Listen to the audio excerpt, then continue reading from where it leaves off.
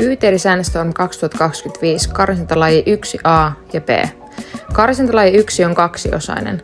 Laji tehdään mies-mies ja nais-nais-parein. Laji 1A on 10 kierrosta aikaa vastaan, synkro bar over purpeeta ja ground to overhead liikettä. Molempia liikkeitä suoritetaan yhteensä 16.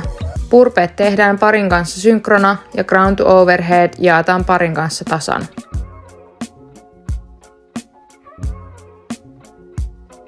Ground to overhead liikkeen voi tehdä joko rinnalle vetotyöntö liikkeenä tai tempaamalla.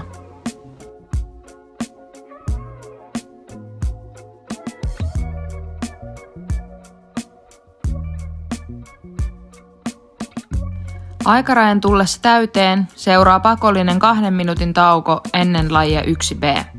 Laji 1B on voimalaji, jossa parilla on 5 minuuttia aikaa löytää kompleksissa maksimi yhteenlaskettu kilomäärä. Kompleksi muodostuu seuraavista liikkeistä: rinnalleveto, ylöstyöntö, etukyykky ja ylöstyöntö. Kompleksin aikana tankoa ei saa pudottaa maahan.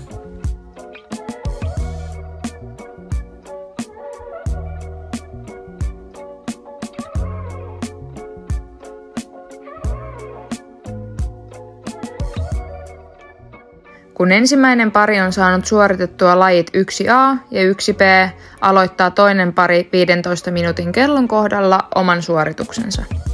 Tarkemmat lajistandardit ja tuloskortit löydät reppi.fi-sivuilta. Tsemppiä karsintaan!